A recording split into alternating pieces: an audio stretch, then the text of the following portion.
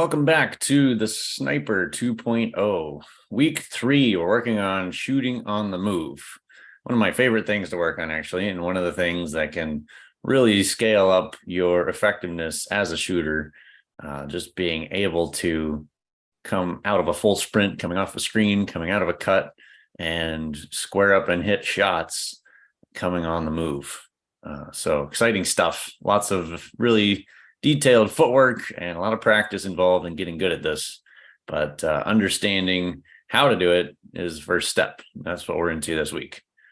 So 3 big things as usual. We're going to start with the early attack concept I learned from a mentor of mine many years ago named Kevin Nunley down in North Carolina. The idea of attacking as soon as possible when you catch a pass and using specific footwork we call the inside pivot.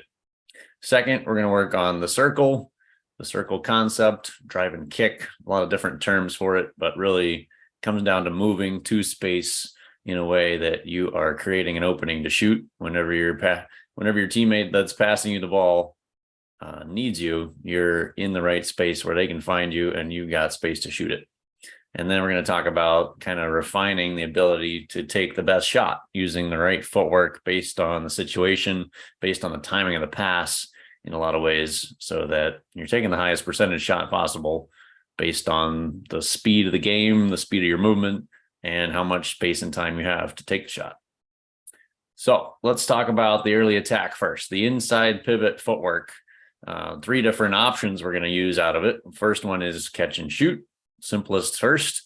And the inside part of this simply means that you're turning on the foot that's closest to the basket. We're going to show you a diagram here in a minute. Ripping opposite means we're taking the pass and driving the opposite side of the court away from where the pass came from, simply using the concept of defensive spacing. We want to go away from the traffic that was most likely shifted toward the ball. And then catch on the run is kind of the opposite. Instead of ripping away from the pass, we're using our momentum in the direction we're already running and catching and driving that same direction right away, kind of using our momentum to outrun our defender as we catch the pass. So we're going to diagram each of these, give you kind of a visual, and then we'll show you on video exactly what it looks like in practice. So the inside pivot footwork, the typical setup for this is that we're on a fill cut, or I like to call it a ball cut. More typical terminology is a fill cut. You're filling empty space where a teammate probably cut out of the way. You're filling behind them, and we're catching a pass from a teammate here on the opposite wing. So as we're running this direction, our left foot is our inside foot, and we're simply turning our left foot toward the basket as we catch it, and ideally pushing our body toward the basket at the same time. So we get our power momentum going toward the basket as we square up. That's really what makes this most effective. So the first and simplest work we have to do here is getting good at catching and shooting from a run. We're going to walk through it first, jog through it, eventually get to a full speed run where we can catch, turn, and shoot all in one motion. And that's where that early attack terminology comes in. We're attacking as soon as we touch the ball, and the defense is usually not ready to stop us yet. Creates a big advantage. Second option out of this, if we do have a little better defender that's up in our space as we catch it, we're not able to shoot, then ripping opposite to drive to our left in this case is ideal. When we think about offense with the ball initially here that's going to pass to us, they've got a defender, we've probably got our defender over there, and if there's any rim defender, they're probably all shifted toward the ball side of the court. And our defender running with us to meet us at where we catch the pass, they were already moving most likely the same direction we were, to our right. And so as we catch it, if we know we're not going to shoot it right at the catch, then ripping opposite means we're going to rip across. So that means taking the ball from our right side where we caught it across our body to our left before we dribble with our left hand. And that allows us to attack usually wide open space. And then the third option is what we call catch on the run, which simply means using the momentum we've generated here. So we're running into this catch instead of stopping and thinking about whether we're going to shoot or we're going to drive. We see maybe our defender lagging behind us a little bit, and we're going to continue running to the right in this scenario and dribble with our right hand. And this is kind of the counter move to rip opposite, where we might still be driving toward more traffic, but sometimes our primary defender is just out of position a little bit. and they're probably close enough to essentially stop us from getting a clean open shot. And if we can recognize that early, then taking a right hand dribble right to the basket here is oftentimes our best case scenario. So let's see a video of each of these. We're actually going to start with just a review walkthrough what we start every session with in our sniper course, which is our activated form shooting.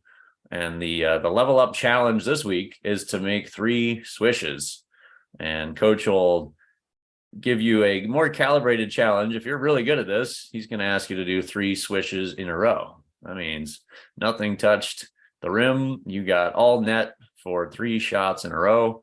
And we're going to vary your angle around the basket and potentially your distance as well to calibrate the level of challenge that you need. Here is our inside pivot. In this case scenario, we're coming out of the corner, coming off of a little screen, and the inside foot here is the left foot. So we're turning from 3-point line to elbow here initially, which is where we're going to start you at. So we're shooting at mid-range. It's a little easier to control. And then we'll move you out to deeper range where it's a 3-point shot. Pushing from right foot to left foot is our inside foot. You can see our whole body moving toward the basket, like I talked about, is really a key to getting that balance and ready to jump. And our next option here, as we get good at this, is to catch and rip opposite. What we're demonstrating here is a 1 dribble pull up to our left hand. The concept's still the same. We could drive that left hand to a layup, or we can rip and dribble pull up. If that defender is off of us enough, we have an opening for that. The other side of the court, same concept, but opposite direction. If you're a right-handed shooter, you might find this a little more difficult to get used to. We're stepping in with our right foot first, so it's a right-left stride stop into our shot. And we're using our left foot to push us there. So same setup, running our fill cut toward the ball. We're going to use our left foot to push us into a right-left stride stop. And same terminology applies. It's our inside pivot. That's the universal part. Wherever we are around the basket, the foot closest to the basket is our inside foot. That's how we can remember it and set that up consistently in both directions. Trying to square off that corner, what we call a 90-degree turn on the catch. And then here again is our rip opposite, taking the left hand catch and ripping to our right hand to dribble, and shooting a pull up there would be kind of our 3rd level move if the defense took away our drive.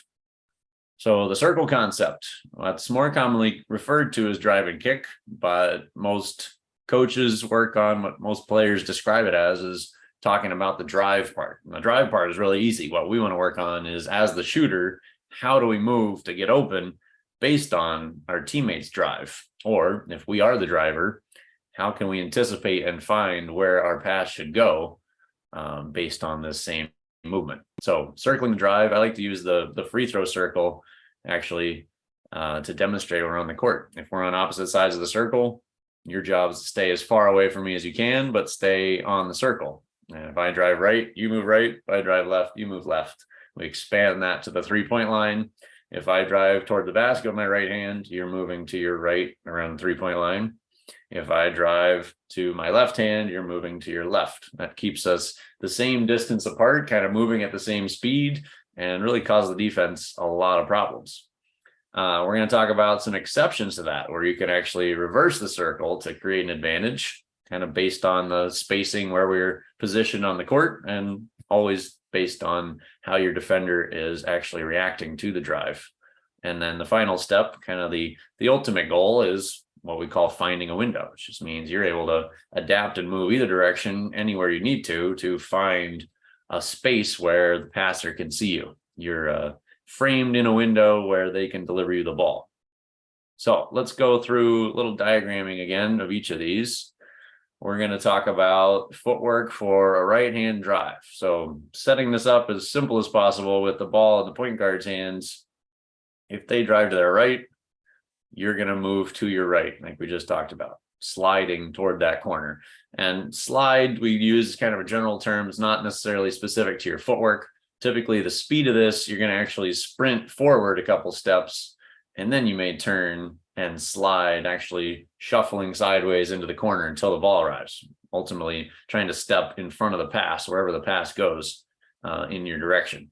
Ideally, we're able to get there in time that we're squared up and we can step straight forward with our stride stop.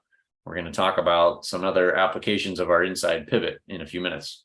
Next, we want to work on the opposite direction. If we drive left, the shooter is doing another version of a fill cut. They are running sideways here across the court, filling this space that was left by the ball handler. So ball handler drives in to their left hand, shooter moves left, filling the space behind them. And there's a lot of variability in where that pass actually arrives. So we're running to the ball here rather than to a spot. We want to find wherever that pass is coming in the air, we can go meet it and be able to shoot it. The exceptions to the rule. So what we call the reverse circle is very commonly necessary in order to get really good at this. We start with the pretty basic move right when the drive goes right, move left when the drive goes left. That covers like 80% of what's going to happen in the game. But as you play better and better defenses, faster and faster paced offense, you're going to need to sometimes break the rule and move in the opposite direction. So I like to highlight the corner here as a good example. So if the drive is going to the right, but you're already in the corner. So if you went more to your right, you'd go out of bounds. So we don't want to do that. The continuation of the same concept of the circle would be to cut down the baseline, right? If you think about if this was a little more rounded baseline instead of a flat horizontal line, this would be more of a circle. And so the continuation of the circle is just a cut down the baseline. The reverse circle, or the exception to our rule, is to lift up out of the corner to the wing. So drive is going right, but now you are moving left. And that creates a pretty big dilemma for the defender. They can't really stop both of these, right? And so I usually work toward cutting behind the defender if they step up. Let's say they started down here. They started down here low near the baseline, like between you and the basket where they should be. If they step up to stop the ball early, which they're likely to do, then you simply cutting through that empty space to the basket behind their back where they can't see you is often the best read. So what we call back cutting the blind man. As soon as their head turns, they get really bad tunnel vision looking at the ball driving at them. You're cutting behind them where they can't see you and they have a really hard time recovering. And then if they stay in that line between you and the basket, they stay flat is how we would describe that. They're still going to step in to get in front of the drive and stop a layup, but now the driver is going to trap them as like a screen. So if I drive down and stay over top of them as they step in front of me and you lift up, now I am between your defender and you, and I have the ball in my hand. So I can throw you a very open pass most of the time on the wing. Having both options available is really all you need to start refining your ability to make that decision and find where that open window is for a pass to be delivered to you. As a shooter, this is one of the best things you can get good at, how to be in a position and then how to move based on your defender and their reaction to the ball. Finally, refining your ability to get open. So find a window is what I mentioned before. Move kind of wherever necessary to get into the passer's line of sight. So this is another kind of exception to the normal rule concept. If we're on opposite wing, so you're a shooter over here and this teammate is driving with their left hand, in this case, down the baseline, normally you would move to your left. But our exception to the rule would be move to your right to actually get in a better line of sight of that passer. Like they're under the rim, your defender is most likely the one that stopped them from scoring a layup at the rim. And so being right here is as direct a pass as we can get and as far away from any of the defense as possible. Usually this guy that was guarding you is the last defender on your side of the court. And if he has to step over to stop the ball at the rim, you're going to be wide open with a lot of space and time to shoot. But some defenders will get pretty good at that, either stepping down into the path while keeping their body open so they can see you, or we'll have a rotation of help defense and somebody else will actually cover up that baseline corner. So finding a window means that you're able to read and predict where that defender is going to be and move yourself accordingly so that the passer, when they get to the rim, can see you. No matter what the defense does, you're finding a window where they can deliver that ball out to you as a shooter. And the last part of this, we're going to talk about situational footwork, trying to find the best shot possible. So we've spent a lot of time by this point working on the court with you on our stride stop, right? We're squared up to the basket. We're stepping straight forward toward the basket and the pass, and we're stepping straight into a shot. One of the best shots we can get in basketball and the highest percentage. What we want to work on here, having the weapon, having the tool of the inside pivot footwork, is being able to use either the stride stop or the inside pivot, kind of depending on the timing and the speed of the pass and where and when you're moving. So the inside pivot becomes really useful when that pass kicks out really early while you're still running to space, and you're able to turn that catch into a shot, going back to our early attack concept, shooting it as early as possible. The problem with a stride stop, if the pass is coming early while you're still moving, is that you're probably ending up moving sideways more than forward in our stride stop, and our balance is typically moving that same direction. So we're either falling sideways or drifting sideways or even fading away because of just the physics of how our body was moving. So the inside pivot becomes the most useful tool in drive and kick when you're moving at a really high speed, because you can get balanced, you can get squared up, and you've got your feet planted on that inside pivot foot so that you can attack out of that catch as necessary. And then the last part of this is making some decisions out of the catch, what I call the strike zone.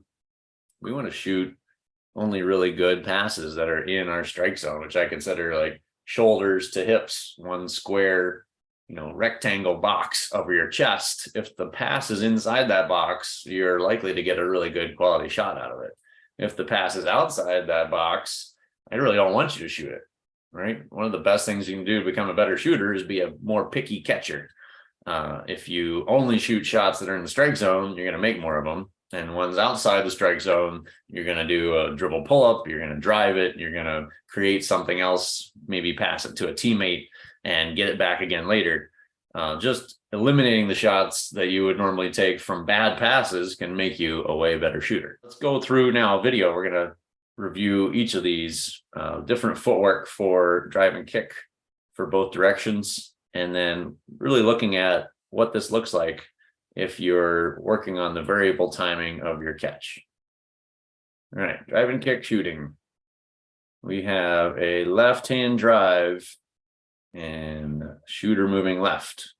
Passer is stopping to pivot away from basket. Catcher is going to do a double action here, driving to the right. And now the new shooter that was the passer is moving to the right. And this is our inside pivot footwork, turning into left, right, and shot. So we can develop a lot of this as we get to 2 and 3 man actions. Getting multiple drives, multiple kicks can really help you develop that quick instinct to react to the first dribble. Same thing, we got coach catching with a stride stop here on the first kick, and then driving left, and again stride stop here. So I did a couple sprint steps and then kind of side shuffle. So I was squared up as the pass arrived a little later. I'm able to get a left-right stride. Here's an example of the early attack. He's turning with an early pass. He was still running sideways. He's able to turn into his inside pivot. And then this is our finding a window opportunity. He's driving right, and I'm going to slide down toward the corner to get in his line of sight. And because I was already squared up doing that side shuffle, I'm able to do my stride stop again. So again, reiterating that concept of highest percentage possible with the stride stop whenever we can, and then doing the inside pivot as necessary based on the timing of our pass. So quick summary again for week 3, the early attack, inside pivot, just doing that, spinning it out to yourself, catching it from a partner, getting good at turning into our inside foot every time, no matter which direction, which side of the court we're on, having the counter moves of shooting it, ripping opposite, or catching on the run so we can use our momentum to the basket. Getting good at the circle concept, moving to space in that circle based on the drive, and then finally getting the best shot possible using the footwork appropriate to the situation based on how you're moving, how fast the pass is coming, and how your defender is actually playing you. You start to stack up these 3, as simple as they are. Getting really good at these in combination can really elevate how many shots you're able to get in a game, because you're getting open more often, and then ultimately making more of those shots because you're using the right footwork in the right situation. You're on balance and you're shooting really good quality passes. That's it for week 3.